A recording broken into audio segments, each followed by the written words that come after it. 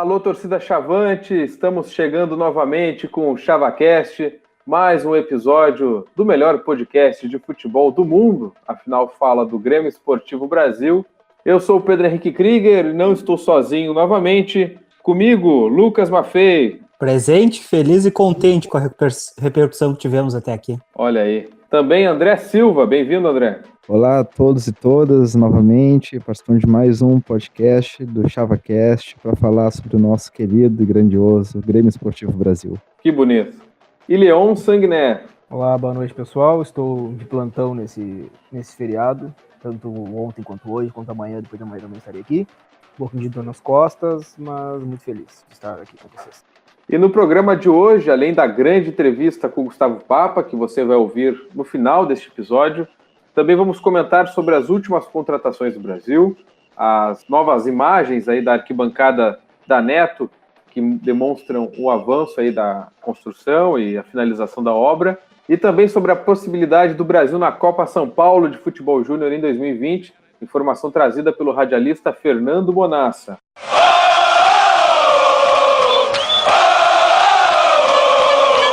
Mas antes, temos que comentar sobre a formação do grupo do Brasil, as últimas contratações. Goleiro Kleber Alves e também do atacante Wesley Balbino. Nenhum deles foi oficializado, mas os nomes já repercutem aí entre a torcida.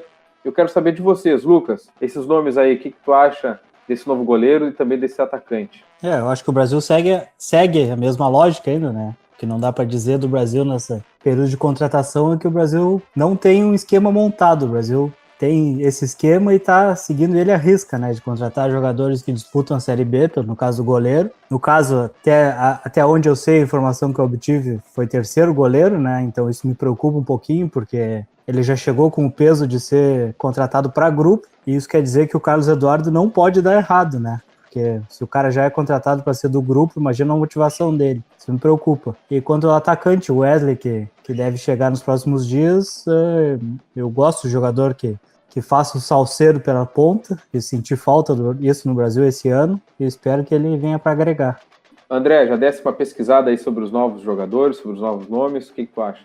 Então, desse atacante de lado, que até a gente não tem essa certeza se ele vai ser de lado, muito provavelmente sim, porque o Brasil já conta com alguns jogadores camisa 9, eu só pude dar uma olhadinha no goleiro, que chegou, a gente já tem alguma informação de uns dias atrás, então a gente já sabe mais ou menos do que se trata, e segue mais ou menos nessa lógica do que o Lucas estava falando pra gente agora, né? É um goleiro que vem para compor grupo, que vai ser complicado mesmo para a gente ter alguma noção assim da capacidade desse goleiro. A gente sabe muito por conta do que a gente já andou lendo ou alguma coisa que a gente já viu. E a pré-temporada vai começar tardiamente, provavelmente serão poucos amistosos, numa temporada bem difícil que o Brasil vai ter. Então, haja treinamento e haja capacidade do grupo e do treinador para poder montar a melhor equipe, porque o tempo de preparação para o gauchão vai ser extremamente curto. E tu, Leão, o que tu nos conta aí sobre os novos jogadores? Então, eu estou aqui com a matéria do meu amigo Bruno Marcílio, jornalista que fez a matéria aqui para o Diário Popular sobre a contratação do Wesley. Aqui ele fala que o Wesley é meio atacante, foi formado nas bases do São Bernardo e tem como características o mano a mano. Ele se diz um jogador agudo, que gosta de ir para cima do adversário e que joga preferencialmente pelo lado esquerdo. Então, eu acho que ele é aquele atacante de lado que a gente vai ter. Mas eu acho que a gente segue precisando do meia, né? Acho que talvez a gente vá contra... Na mesma matéria aqui do Marcílio, o Kila disse que vem mais um volante, mas não fala nada sobre... o Kila não falou nada sobre mais um meia, que é a nossa principal necessidade nesse momento. E confirmando essas duas contratações, o Brasil chega a 25 jogadores, incluindo já o Fabrício. É o número mais ou menos já estipulado pela direção do Brasil, considerando os jogadores da base, e o Fabrício está nessa conta. Mas vocês acham que é suficiente para o gauchão? O Leão já falou aí do meia, né, que está faltando mais opções nesse setor, mas em geral, vocês estão satisfeitos? O que tu acha, Lucas? Estou satisfeito, mas ainda, igual o Leão, sinto falta do meia, porque como a gente vai ter pouco tempo de pré-temporada, vá que alguém se machuque, tem alguma lesão muscular ou algo mais grave no primeiro treino, no primeiro amistoso, no primeiro jogo treino, e vá que seja o Diogo Oliveira, por exemplo. Tô batendo a madeira aqui, inclusive, para que não aconteça. Mas aí já não tem o meio campo. Então eu acho que o Brasil... O meu sonho seria que o Brasil trouxesse mais 2 meias. Mas tá difícil trazer um, né? Então espero que ele chegue nos próximos dias, sem muito alarde, sem muita especulação, só chegue alguém, seja alguém bom e com a mesma lógica que o Brasil está trazendo, que dispute competições com alto nível técnico e venha para agregar também. Mas no geral estou satisfeito com o que o Brasil está montando, sim. E para ti, André, alguma coisa te preocupa ou tu tá também satisfeito? É que é difícil dizer sem conhecer o que o Paulo Roberto vai fazer com essa equipe. Pelo visto, ele gosta de jogadores polivalentes, então a gente teve a chegada do Velica, que é um meia, volante, lateral, a gente não sabe muito bem. Já tem o Branquinho, que também pode jogar um pouco mais avançado, mas pode funcionar como meia. Tem mais esse Wesley também, que agora, como o Leão trouxe informação, ele é um meia atacante. Então a gente vai ter que esperar. Infelizmente, a gente vai ter que aguardar. O técnico, ele deve, com certeza, ele sabe o que ele está fazendo, junto com o Kila. Então, se as contratações que estão vindo para ele são as melhores, cabe a gente confiar e acreditar. Mas, claro, a priori preocupa um pouco, sim, a gente não ter um meia de ofício como o 10, que é o Diogo Oliveira, é um jogador que já está com idade avançada. Então, é acreditar no grupo que a gente tem e que esses jogadores que estão vindo, eles possam dar conta do recado como meia armador. Então, só para repassar um pouquinho do perfil dos dois jogadores, o Kleber Alves é um goleiro de 32 anos, ele que tem toda a carreira formada aí basicamente no interior de São Paulo, ele estava no São Bento. Algumas informações que o próprio Lucas falou aí dão conta que ele era o terceiro goleiro no São Bento. E o atacante tem apenas 21 anos, ele que foi formado no São Bernardo, jogou lá durante o ano passado e esse ano, e também no Asa de Arapiraca. Em relação à preparação do Brasil, o Brasil que se apresenta no dia 27 de dezembro, aí o pessoal curte as festas de Natal, e o pessoal que já estava aqui, que renovou, tem as férias, né, depois do encerramento da Série B. E o Brasil ainda, não sei se falou em amistosos, Leão, tem alguma informação a respeito disso? O Brasil vai fazer amistosos e quantos? O que o pessoal aqui do Diário me falou também é que o Brasil deve fazer isso no caso será um amistoso apenas, aparentemente. Não tem ainda nenhum adversário. Mas isso preocupa um pouco, né? Por exemplo, o Pelotas já fez 2. Provavelmente agora já sabe o que tem de ruim no time, né? Perdeu os 2 jogos. Tá feio com isso. Mas pelo menos pôde testar as novas peças, né? O Brasil tá trazendo todo mundo sem saber como é que vai funcionar isso aí. Tem um jogo só antes do Gauchão. Que seja contra o sindicato, que não dá pra testar ninguém, né? Contra o sindicato. Complicado. Eu tô quarta-feira hoje. Não, mas é um detalhe que o Brasil vai...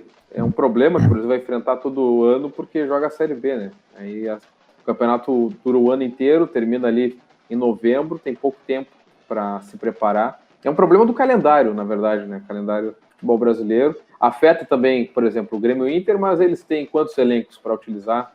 Então é um problema que eles conseguem driblar com mais tranquilidade. O Brasil não, o Brasil tem que entrar com força máxima desde o início, porque é um clube do interior como os outros. Mas preocupa para ti também, Lucas, essa falta de preparação, esse tempo menor aí de preparação? Não, preocupa bastante, porque se for contra o sindicato, que geralmente acontece, né, no passado foi, não dá para testar absolutamente nada contra o sindicato, né, e ainda corre o risco de alguém lesionar, porque alguma chegada mais forte, alguma coisa. E se tocar 10-0, empatar ou ganhar de 1-0 do sindicato, não acrescenta em absolutamente nada sem ser o jogador entrar em campo e soltar a musculatura, basicamente. Então preocupa, porque o Veranópolis faz mais de um mês, se bobear, que já tá treinando, já tá jogando amistoso. O Pelotas jogou 2 amistosos agora, em 2 dias, vai fazer mais 2. E nós praticamente vamos ter que dar liga com o campeonato em andamento, né? Então, ano passado deu certo, espero que esse ano dê também. Boa parte dos times começaram a preparação quando a gente estava terminando a Série B, né? É uma diferença bem grande. André, também te preocupa isso ou tu prefere ter surpresas? Se as surpresas forem boas, mas pois é isso que eu ia comentar agora, que tu falou. O Brasil estava terminando a Série B e os clubes do interior estavam iniciando o seu preparo para o início do Gauchão. O termômetro do Brasil, infelizmente, vão ser as primeiras rodadas. É ali que o Brasil vai montar a equipe, vai formar um esquema tático de jogo, vai conseguir fazer com que os seus jogadores se conheçam dentro de campo, vai ter os treinamentos, vão ter os rachões, provavelmente vai ter um amistoso, mas vai ser muito difícil da gente poder tirar alguma coisa desse único amistoso, não importa com qual a equipe que o Brasil for enfrentar. Então, infelizmente serão os jogos já valendo no início do Gauchão. E é claro, então, que eu fico preocupado. A gente fica esperando que o Brasil tenha um bom início, como teve contra o Juventude esse ano, mas eu tô esperançoso. Eu tô esperançoso. No final de ano a gente fica um pouco mais esperançoso.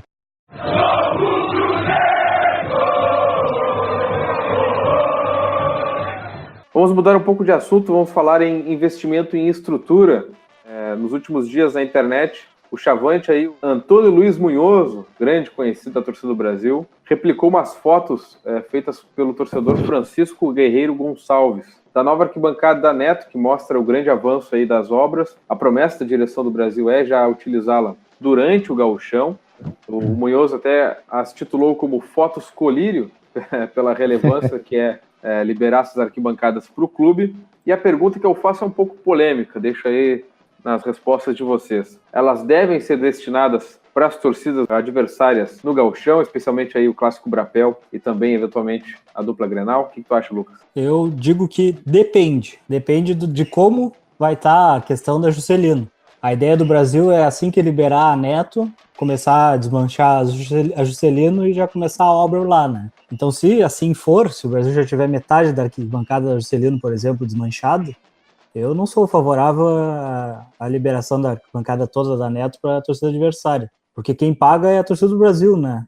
Vai ter menos espaço para a torcida do Brasil e vai liberar aquela baita arquibancada para a torcida adversária. Então que siga usando aquela arquibancada móvel que tem atrás da casa-mata adversária ali para a torcida adversária, salvo em alguma final, alguma coisa que seja de comum acordo com as direções e etc. Mas durante a fase de grupos eu sou contra. Aí se a arquibancada do Juscelino estiver completa, eu não vejo problema nenhum, porque quando a gente vai na Boca do Lobo, por exemplo, a Amarante toda é destinada para nós, né? A arquibancada Amarante é grande. Então não dá para ser tão rancoroso assim.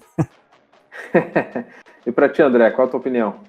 Então, eu acredito que não teria problema no caso se fosse uma final, onde tu precisaria ter um espaço maior destinado àquela porcentagem que é destinado, então, à torcida adversária, mas sendo um jogo da tabela normal ali, da primeira parte do campeonato, eu acredito que a arquibancada que já vem sendo utilizada, ela continue para a torcida adversária. Então, para mim, esse é o ponto que a gente tem que focar, porque, como o Lucas falou, o Brasil que acaba pagando por aquilo ali, então, só se for uma exceção, assim, numa final, que acaba precisando utilizar um espaço maior.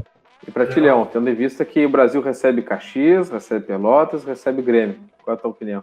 Não, eu concordo com os guris. Na verdade, a gente falou e tal, no caso de uma final, talvez pudesse, mas a gente teve uma final esse ano aqui, né? A torcida do Grêmio ficou ali na arquibancada móvel, tranquilamente. Eu também acho que a arquibancada tem que ser pra gente. É que agora, tendo essa outra parte da arquibancada pronta, vai se levantar uma discussão para poder fornecer para e aí sim, com certeza o Brasil acabaria abrindo mão daquela arquibancada para um Grêmio ou para o Inter da vida, que seja. Sim. Não, mas eu fecho questão com os guris. Eu acho que não tendo um pedaço da Juscelino, a nova tem que ser nossa. Assim. Eu concordo com vocês também. Não tem nem o que acrescentar, vocês disseram tudo mesmo. A torcida do Brasil não pode sair prejudicada em hipótese alguma, mas com a torcida do Brasil, com os direitos preservados dentro da sua própria casa, não vejo maiores problemas.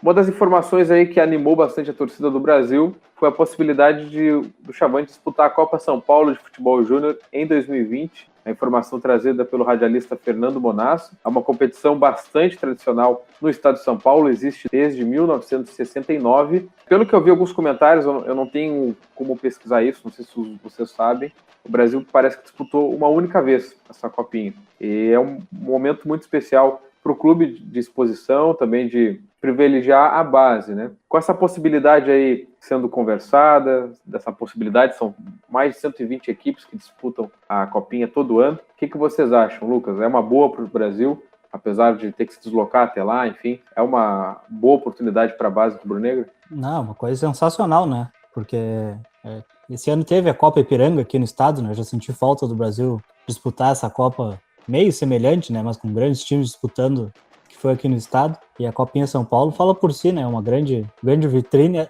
não só para tu jogar ela e testar tuas joias da base, como tu angariar joias de lá, de outros times, né, de outros times menores que disputam basicamente só para isso. Se o Brasil disputar e começar a disputar ano após ano, eu acho que só agrega para a base, é uma grande coisa. E espero que se confirme essa notícia, né?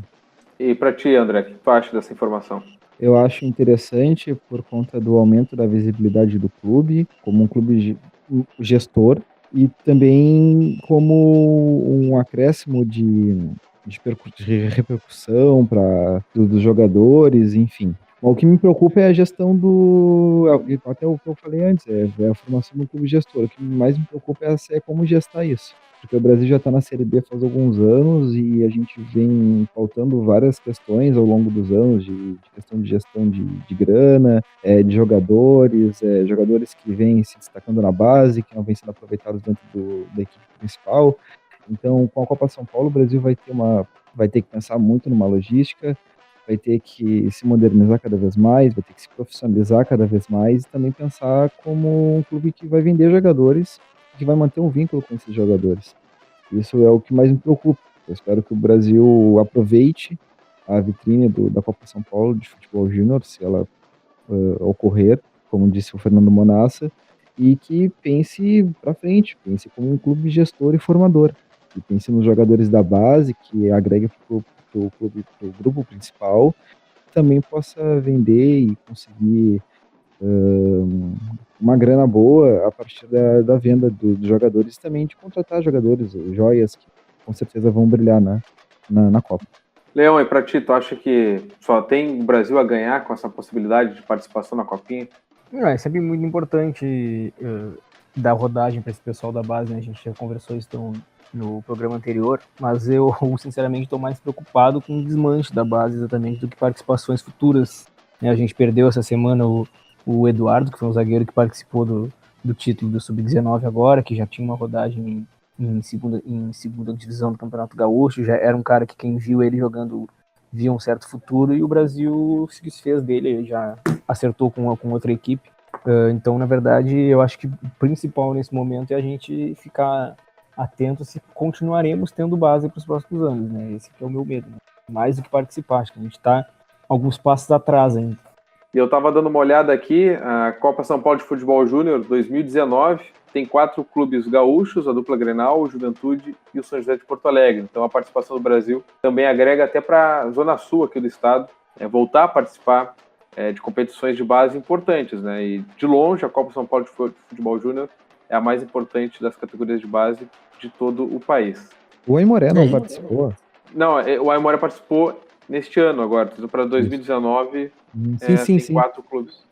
O Aimoré participou. O Aimoré tem uma base forte também, né? Isso que eu penso, porque o Brasil não pode ficar atrás de São José e Aimoré. Se o São José e o Aimoré têm condições de disputar, nós temos que disputar todos os anos também.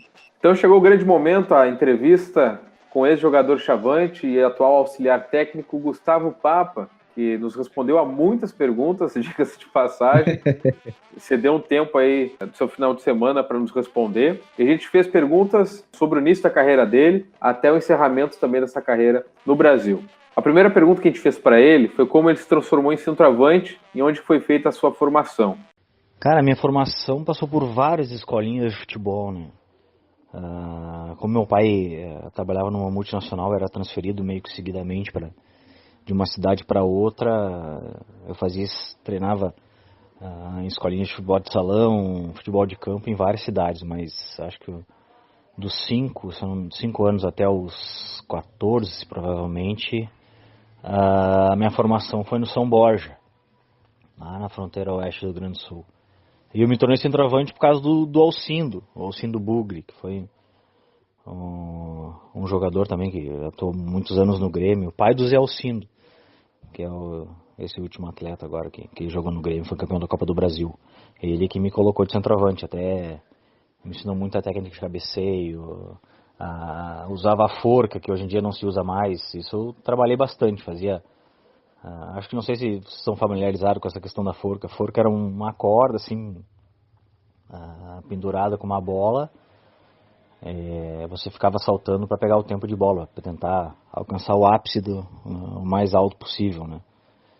A minha formação praticamente foi lá, e depois, saindo de São Borja, a gente foi para Porto Alegre, e aí onde eu fui me especializar mesmo, aí nas categorias de base do Grêmio, onde eu me tornei profissional no Grêmio em 98.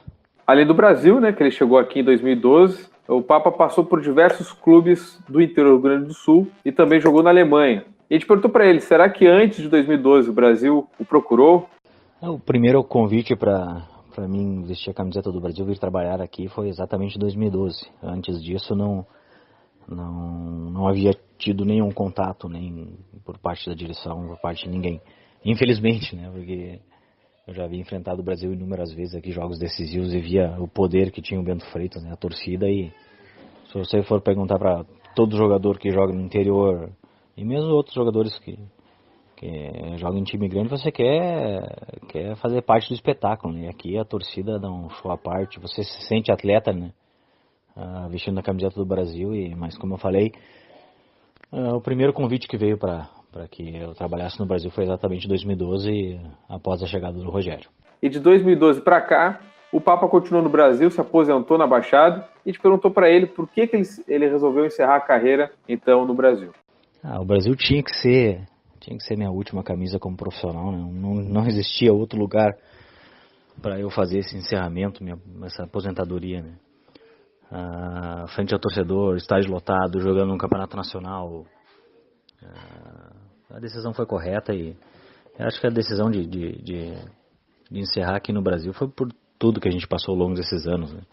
Momentos muito difíceis que a união que a gente tinha dentro do grupo fez passar.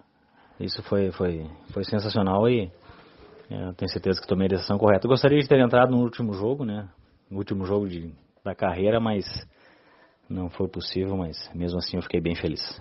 Dentro de campo, pelo Brasil, foram muitos jogos marcantes, a gente chegou a citar alguns, e a gente perguntou para ele como é que foi enfrentar e superar as lesões, né? E mesmo assim ele conseguiu ser o goleador do Brasil no Gauchão de 2014. As lesões são sempre muito difíceis, né? Até porque as lesões que eu tive aqui no Brasil não foram pequenas lesões, né? Foram lesões muito sérias, né? E passa muita coisa na cabeça, você tem vontade de parar, jogar futebol, depressão, é bem complicado, mas tive a ajuda de muita gente, departamento médico muito competente aqui do Brasil também, que me fez recuperar 100%, né, das lesões, e pude ajudar o Brasil no que foi possível. Esse gauchão de 2014 estava sendo um gauchão praticamente perfeito, né? Nós começamos muito bem o campeonato, fazendo bons jogos. Eu, se não me engano, em 5 jogos tinha 4 gols, alguma coisa assim. Vinha numa boa sequência, estava no meu ápice físico e técnico, né? Mas daí, infelizmente, no jogo lá contra o Novo Hamburgo, eu tive mais uma lesão. Aí foi se fazer o diagnóstico, que foi uma lesão grave também, que foi arrancou o músculo adutor da coxa do pubis. Aí lá se foi mais um bom tempo de tratamento. Aí acabamos fazendo um tratamento que era novo na época, que era o PRP, né? Que aí você tira as plaquetas do sangue e injeta diretamente na lesão. Foi o que deu uma recuperada um pouco mais rápida, e aí ainda pude, nas quartas de final, no jogo contra o Novo Hamburgo, em Pelotas, nós ganhamos de 2-0, entrar no finalzinho, mas mesmo assim receoso, eu sabia que se eu batesse um pouquinho mais forte na bola ia dar problema. E aí no jogo da Arena contra o Grêmio, aquele que nós acabamos perdendo 2-1, que deu toda aquela confusão com a bola na mão do Luan, um pouco antes de fazer o gol, eu fui virar uma bola, fui bater um pouco mais forte na bola e acabei estourando de novo o adutor, né? Coisa que a gente tem que esperar. E como a gente já tinha feito, eu já tinha acabado, fazia pouco tempo que eu tinha entrado em campo, e vamos lá, segue com dor e vamos até o final. E acabei sendo premiado por fazer o gol de cabeça lá, mas infelizmente não ajudou muito, acabamos perdendo de 2-1.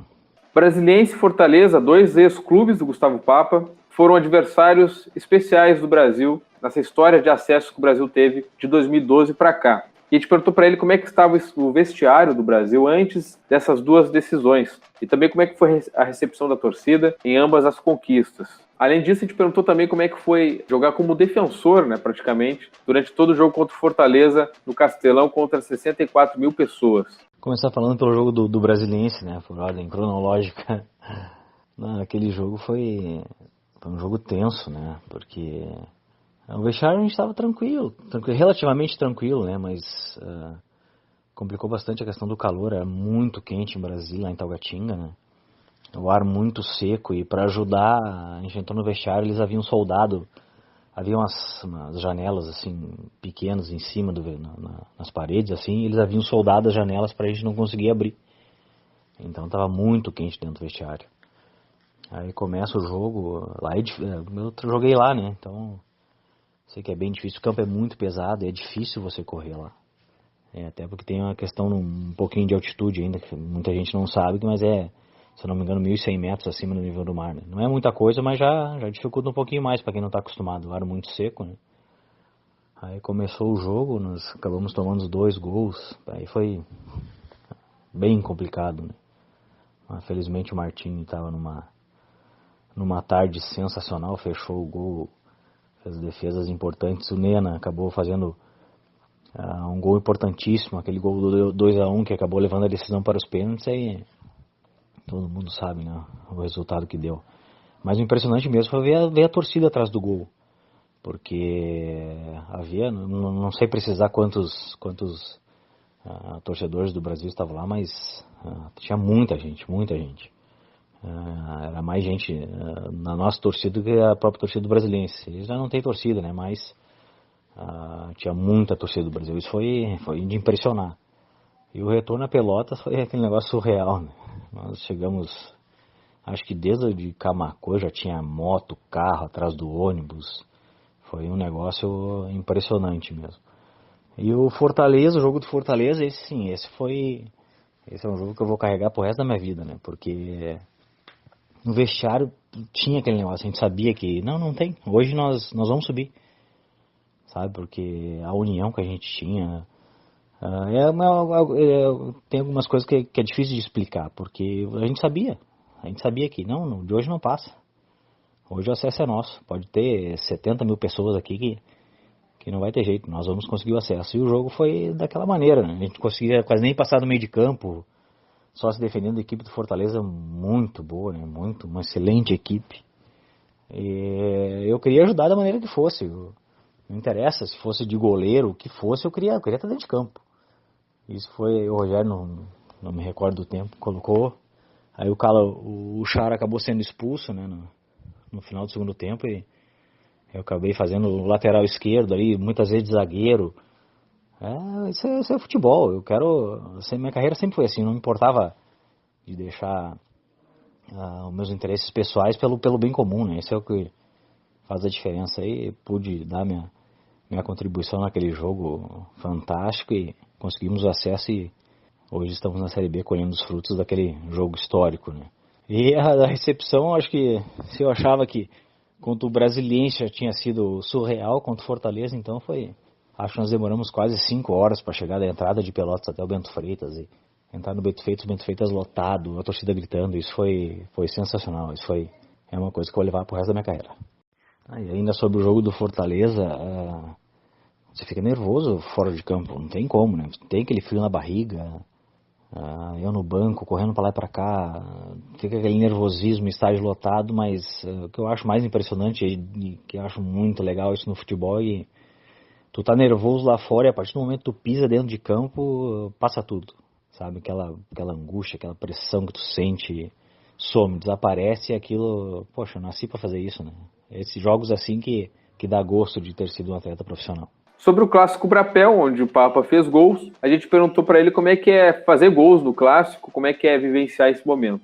Fazer gol no Clássico é sempre bom, né? Porque toda a atmosfera que envolve o Brapel, um dos maiores clássicos do país, eu tive o privilégio de jogar alguns clássicos, de fazer gols e ver a euforia da torcida de um lado, a tristeza da torcida do outro. São coisas que a gente pode falar que não tem preço no futebol, né? Você vê a euforia, a alegria da tua torcida frente ao maior rival, isso é muito gratificante. Fora das 4 linhas, o Papa vem se preparando, vem estudando, é o atual auxiliar técnico do Brasil. E a gente perguntou para ele como é que ele vem desenvolvendo essa área, né? O que ele tem feito, então. Eu aprendi muito ao longo desse ano, né?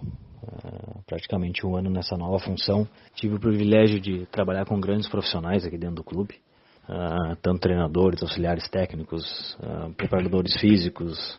Acho que eu procurei absorver as melhores informações possíveis da maneira de trabalho de cada um. E a partir daí você começa a filtrar, né? Isso serve no meu pensamento de futebol, isso já não serve. Esse aprendizado que a gente tem com outros profissionais é grandioso e de muita valia. O ano passado acabei fazendo também o curso da licença B da CBF, que me qualifica um pouco mais, né, para ser treinador. Essa licença B é praticamente para as categorias de base, mas eu quero, se Deus quiser, agora no ano que vem, se as datas coincidirem, começar a fazer já a licença A também, e assim por diante, para depois chegar a Pro. Meus objetivos são muito grandes, né? Eu quero ser um grande treinador, um treinador de muito sucesso, e eu estava brincando com a minha esposa uns dias atrás que até eu chegar a ser o treinador efetivado do Brasil, se o Brasil não estiver na Série A, quem sabe não vai ser eu que não vai levar o Brasil à Série A do Campeonato Brasileiro, né? Isso é um pensamento que eu tenho e aí seria perfeito, né? Eu acho que as questões de esquema tático assim é muito relativo, né? Porque você tem que ver os atletas que você tem em mãos, o tipo de atleta, características aí para se adequar ao teu sistema tático, né? Mas eu gosto muito do 4-2-3-1. É um esquema tático que eu gosto bastante, assim, pretendo usar bastante futuramente. E a característica, eu acho que os atletas tem que ser o atleta tem que ser competitivo, isso eu não abro mão, sabe? O cara tem que ter, é óbvio que ele tem que ter qualidade técnica, capacidade física, mas ele tem que ser competitivo. Porque muitas vezes dentro do jogo às vezes a qualidade técnica não sobressai tanto. Às vezes pega um jogo truncado e tal, mas o atleta tem que ser, a competitividade dele tem que ser muito alta. E por fim, encerrando a entrevista, a gente perguntou para ele como é que foi a primeira experiência dele como treinador contra o Criciúma pela Série B deste ano. Como é que foi a semana, trabalho, como é que foi a experiência dentro do vestiário com o grupo, indo para o jogo então como treinador do Brasil, uma decisão muito importante naquele momento. Houve a troca da comissão técnica, eu tive que assumir esse jogo, mas eu estava preparado, eu sabia que para mim assumir a equipe teria que ser num momento assim, né? Um momento de troca de comissão, um momento conturbado, mas eu já havia me preparado psicologicamente caso acontecesse. É óbvio que a gente não quer que isso aconteça, né? Mas se acontecesse eu estava lá para isso. E foi uma experiência única, né? Uma experiência fantástica, assim. Porque a questão da pressão, isso é normal, né?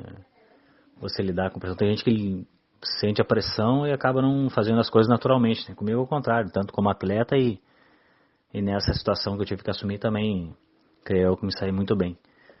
Eu tive muitas conversas, na verdade não foi uma semana de treinos, né? Foram 3 dias, foram 3 treinamentos para tentar fazer alguma coisa, ajudar a equipe, montar a equipe da maneira que eu achava necessário, né? E procurei conversar bastante, porque como existiam muitos atletas jovens, né? Muitos atletas ainda não sabiam o que é a essência do clube, né? O que o torcedor do Brasil quer, né?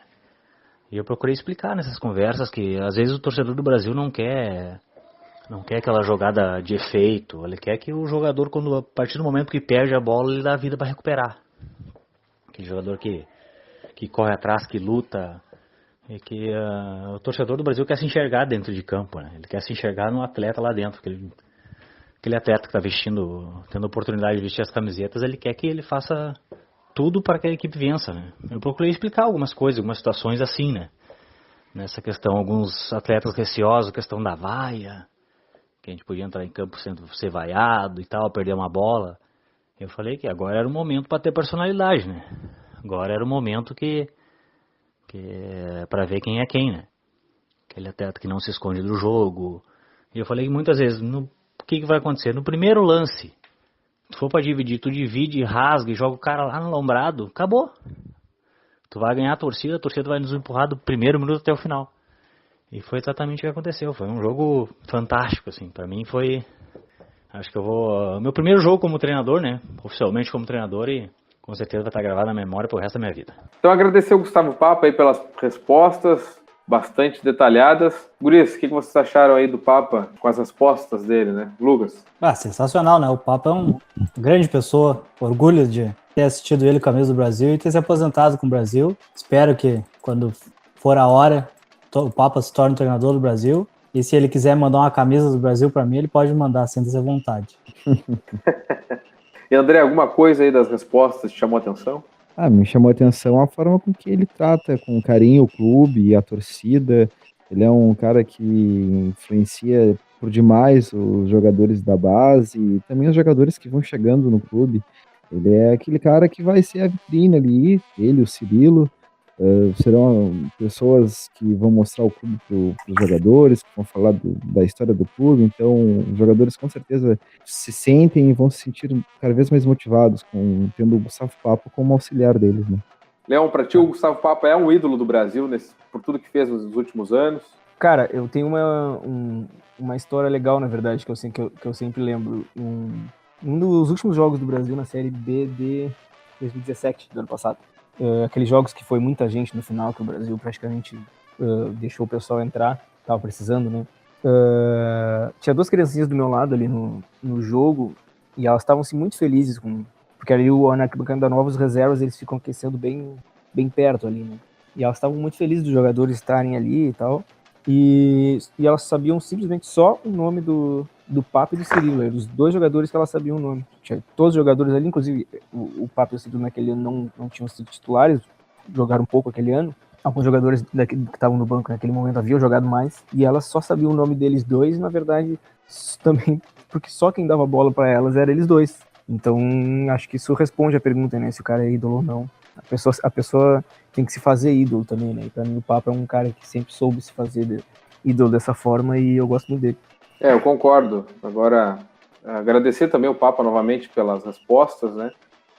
O que eu sempre gostei do Gustavo Papa foi a forma como ele entrou em campo, como se dedicava dentro de campo, porque ele teve lesões, mas isso nunca fez ele ter medo de voltar e tentar jogar, e ajudou muito o Brasil, tanto dentro de campo como fora. Dava para ver nitidamente que o Papa tinha uma liderança muito importante para o grupo, né? E eu acho que se tem algo que pode simbolizar esse grupo do Brasil, desde a chegada do Rogério, né? O Rogério foi quem trouxe o Papa. Era um grupo muito unido, né? De muitas lideranças. E o Papa era uma delas. E meu pai, que vai a estádio desde 64, ele sempre comentava, né, que o Papa deveria ter vindo para o Brasil antes. Inclusive, na entrevista, o Papa lamentou, né, que não jogou no Brasil quando era mais novo, porque é um jogador que nitidamente se identificou com o Brasil, com o clube, de uma forma muito rápida, né, de uma forma muito bonita, e agora trabalha dentro do Brasil como auxiliar técnico. Ele também tem um filho nas categorias de base do Brasil, né, então realmente o Brasil tem inserido na família dele, na vida dele, de uma forma muito grande, assim. Se vocês quiserem acrescentar mais alguma coisa sobre o Papa, fique à vontade. O Papa é tão importante pro Brasil que tem um filho na categoria de base do Brasil, né? O Davi joga no Sub-15 do Brasil. Então, quem sabe daqui a uns anos a gente não tem um papinho em campo. E é zagueiro, né? Exatamente. Olha aí, o pai é atacante, o guri é zagueiro, brincadeira. Um atacante que jogava como zagueiro também, né? Bem lembrado, bem lembrado. Pessoal, então vamos encerrando mais esse episódio do ChavaCast, véspera de Natal. Adiantar e desejar um Feliz Natal para todo mundo, para os presentes nesta mesa redonda que não existe, todos conectados. Agradecer também a torcida do Brasil que está nos acompanhando. O número de curtidas no Facebook tem aumentado todos os dias. Somos mais de 280 likes no Facebook. No Twitter somos quase 200. Então, agradecer mesmo, porque é um trabalho que começou há pouco tempo e já tem ganhado uma repercussão bastante interessante aí com a massa rubro-negra. A gente vai tentar trazer entrevistas desse nível sempre que possível e também comentar sobre o nosso Chavante. Muito obrigado, e quem ouviu até aqui, que semana que vem pode ter uma grande surpresa. Será que é outro presente de Natal, hein? Não sabemos. Empolgou. Por isso, obrigado pela presença novamente. Lucas, obrigado, Feliz Natal. Feliz Natal para todo mundo que nos ouve, muito obrigado pela repercussão.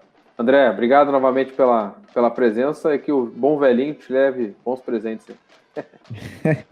Bom velhinho, Paulo Roberto, por favor, me traga um título. Não, eu queria agradecer, foi bem legal, tá sendo bem legal participar desse podcast e agradecer também a massa rubro-negra e também os simpatizantes do nosso clube que vem acompanhando, curtindo a página, escutando o nosso podcast, que continuem então e que o pessoal tenha boas festas e que torça muito pelo nosso clube. Leon, obrigado pela participação, Feliz Natal aí na redação. Muito obrigado. Quem quiser me fazer companhia na redação não pode. Mas Feliz Natal para todo mundo, em especial aos torcedores do Brasil. Ansioso para o começo do Campeonato Gaúcho, ansioso para o Brapel, ansioso para 2019. Isso aí. Então tá, antes de encerrar, desejar os parabéns, né? Aí pro São Luís Juí, campeão da Copa Cadilhos.